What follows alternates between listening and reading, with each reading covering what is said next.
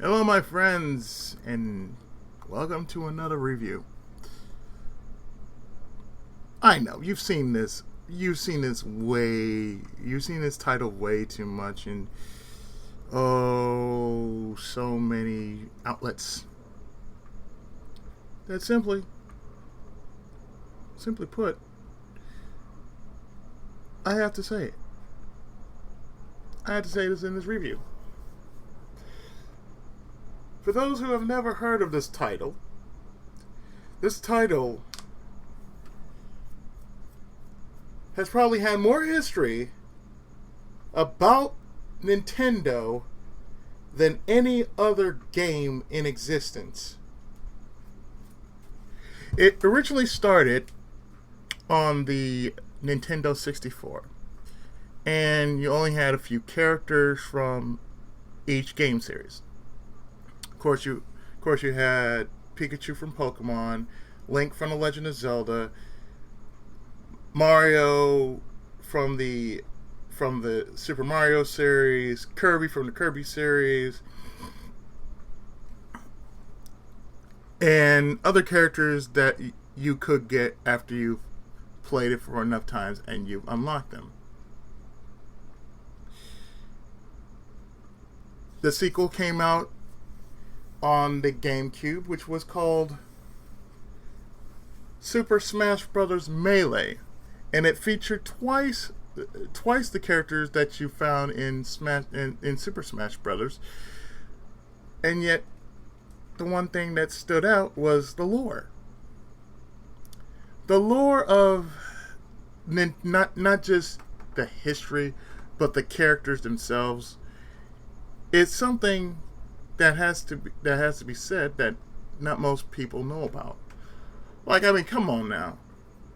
How many of us actually ever owned Earthbound, or let alone know the character of Ness? I mean, even Earthbound wasn't that popular, but it gained a following after its release, and so many others came out, like Mars and Roy from Fire Emblem. And Fire Emblem, of course, was another game that was in the history of Nintendo, yet not many people knew about Fire Emblem unless you played the Super Nintendo version, or rather the Super Famicom version, and the Game Boy Advance versions. So that's another thing.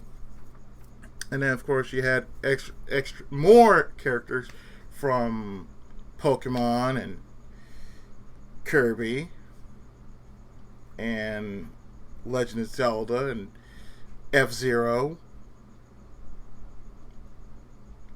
And, the roster became twice as big. Which is, quite interesting, because with that, more lore. And then we come up to this game, the third in the series. And probably I would have to say the best out of all four games.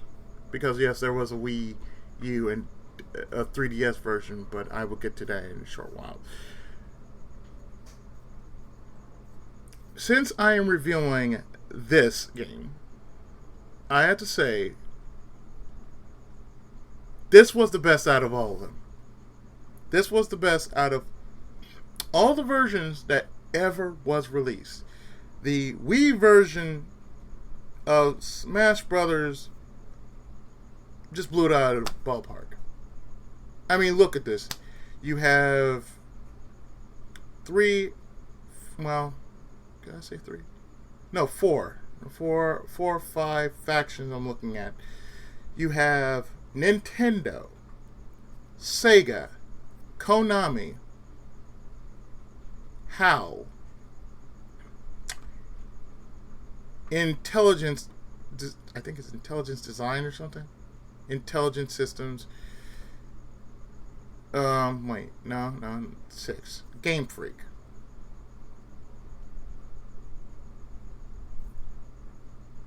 And mind you, along with Nintendo themselves, this was pretty much the best out of the entire series because the roster had become not only bigger but even more exciting than the last one was. And for those who are wondering about the two hands, Crazy Hand and Master Hand, they only had their humble beginnings really came out of Mario Paint. Because if you remember, there was a game in which you played Fly Swatter and you played as a hand. I'm guessing those two happen to be, Master Hand and Crazy Hand. I could be wrong though, but that's what I remember. You played as a hand, which was a Fly Swatter on Mario Paint.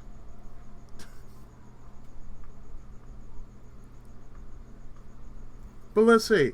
Never has a game ever been so obscure with its characters. And there were many obscure characters. Like from what you see here, you have, of course, Ice Climber.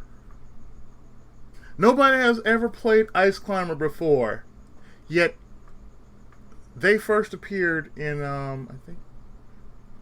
I think they appeared in the first Smash Bros. Game. I could be wrong. I think they appeared in Melee, but nobody has ever heard of Ice Climber, let alone played Ice Climber.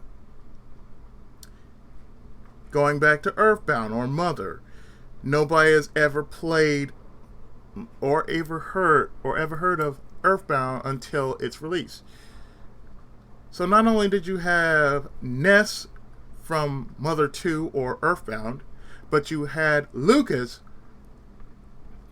which was a Japan-only game, and that was Mother 3 or Earthbound 2, which I will possibly do on my channel pretty soon. Can't say when.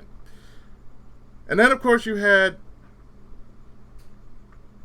Mario, Luigi, Princess Peach, Donkey Kong Jr., which is Donkey Kong. Most people don't know that, but that is Donkey Kong Jr. DK Grown Up is formerly Donkey Kong Jr. Toon Link, regular Link, the Star Fox team, which is technically just Fox and Falco, Wolf O'Donnell from Star Wolf, Samus Aran, Empowered and Zero Suit, Princess Zelda,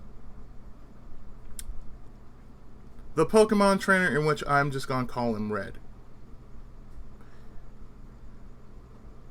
and you have Ike, Mars, and Roy from Fire Emblem, Pikachu, Lucario, Jigglypuff from Pokemon. Oh, and Captain Olimar from Pikmin, and Solid Snake from Metal Gear. Bowser, of course, and did I leave anybody out? King Dedede and Wario.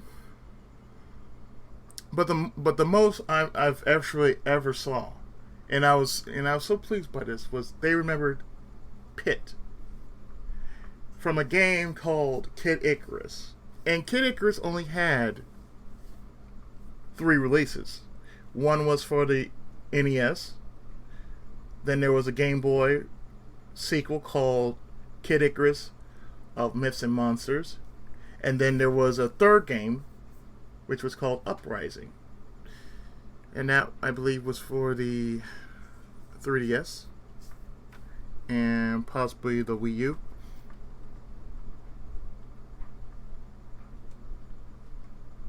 I also see Ganon, or slash Ganondorf. Oh, and another thing is Rob. Because if you grew up with a Nintendo Entertainment System, you had to have known Rob. Rob was like the robot, the robotic operating buddy. And the last time you ever saw him, you had to play it with Gyromite. Gyromite and Stack Up. I remember those two games. Probably the only game who actually remembers Stack Up, besides a few other people who know about Gyromite. Yeah, you played with the gyro. That's what he was good for. You played with the gyro, so therefore he played with you. And of course, the oldest of the Nintendo characters is Mr. Game & Watch. And I mean, come on now, you have that many characters, aside from Meta Knight, and others that are probably I failed to mention. You have this many colors. You have this many characters. I've been recording a lot of videos lately. Forget me. You have a lot of characters. That means you have lots and lots of lore. That means, how many other fighting games do you know that carries that much lore, not only about the games that I mentioned, but about what the company actually had when it was coming out and when it was coming up? That's a rarity. That really is a rarity. I think the downside was when they made the Wii U version of Super Smash Brothers. It was either a downgrade, or really, I feel it was a downgrade. 3DS, Wii U, it was a downgrade. Because, another thing I need to point out, an adventure mode, a story mode. This is probably the only game that actually ever had a story mode. An actual story that featured all the characters. And at the end, you get Sonic the Hedgehog from Sega. I mean, like I said before, when it came to something like Smash Brothers, when it went to Wii U / 3DS, I think it outlived its usefulness. That's what I feel what happened. Brawl was the high point of the series. It was seriously the high point of the series because you basically fought the biggest and baddest of bosses. You fought Ridley. You fought Rayquaza. I mean, come on now. You even took on the ship from Kirby's Dream Land, for God's sakes. That's telling you something right there. The Halberd. You took on the Halberd.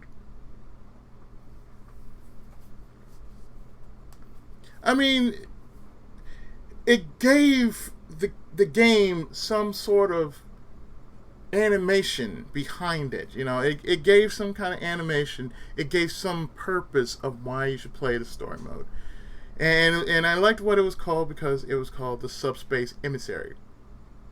And of course, Subspace is a throwback to Doki Doki Panic, aka Super Mario Bros. 2, when it came out over here. And if you don't know Doki Doki Panic, it's really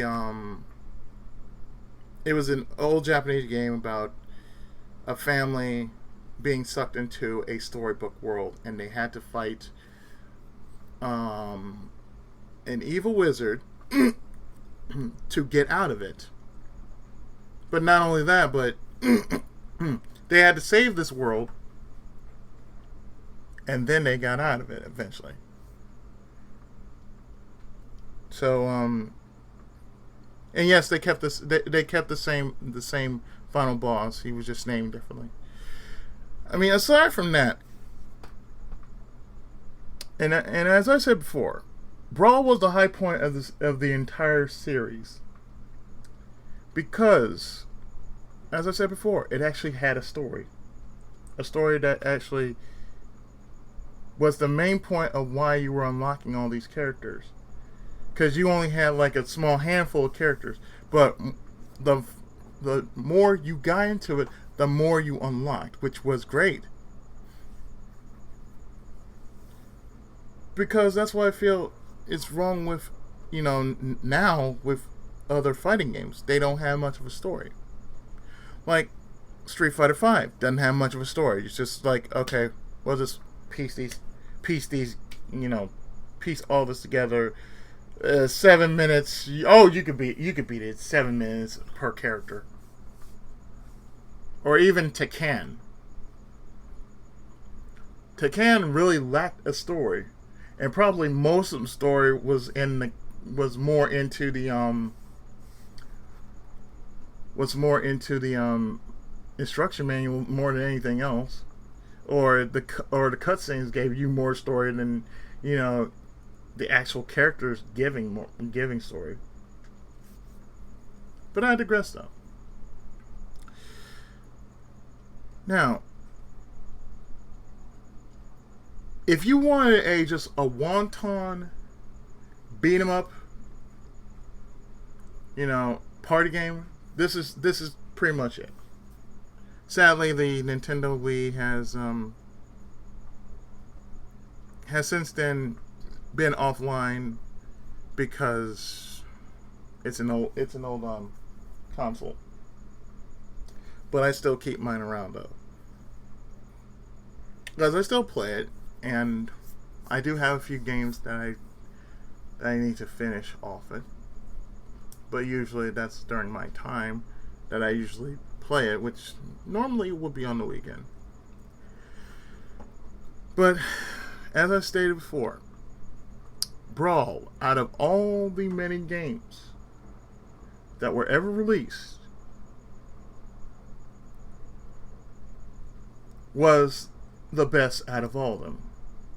Because the 3DS / Wii U version, granted it had more characters, but it somehow failed short of the mark of being, what it was, what it once was on the Wii. And that's a sad thing. I mean, the thing that happened mainly for the 3DS, and I could be wrong. Feel free to correct me if I am wrong. But there was too much tweaking. There was too much, too much of this. It's like, this is too OP, and this is too many people wanted character to be, tweaked a bit because the damage output. Thus, therefore, it really wasn't that good a game. I mean, sure, you got other characters from other series like Bayonetta, Xenoblade, Street Fighter, and I noticed they never mentioned Star Tropics. I'm probably the only person who has probably nitpicked about that, because Star Tropics is also a Nintendo game. Sure, it only had two games, but that's about it. Otherwise, it wasn't a terrible game per se.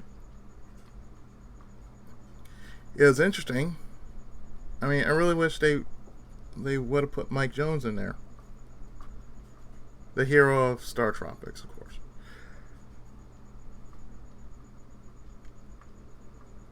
But as I said before, going back to the core, this was, and personally, in my opinion, the best out of all the Smash Brothers games. Because Brawl gave you a reason why you should unlock everything. You wanted more of this, you had to play the game. You had to put in a lot of time, a lot of effort. But the rewards will benefit from it. Even when you did the challenges were worth it because you got something out of it. As it all it did was push you to get better. That's all Brawl did for many players. It pushed you to get better, and the better you got at it, the more rewards you unlocked for it. And that's something that can't be emulated. I mean, sure, there are many fighting games out there, and there are many crossover games out there. And this game that I speak of rivals that of Konami's YY World. I mean, I'm sure everybody remembers YY World, right? If you don't, that's okay. It's basically Konami had its own brand of characters, and they only had like a small batch of games, but they only lasted like 3 games. They were all on the Famicom. But as I stated before, if you wanted a good party game outside of Mario Party, or if you wanted a good tourney game, or you just wanted to throw down with friends online, do couch co-op, couch versus, it doesn't matter, or you just wanted to have, just a big get together and have everybody just watch us beat the hell out of each other, but have a good laugh, this was the game to go to.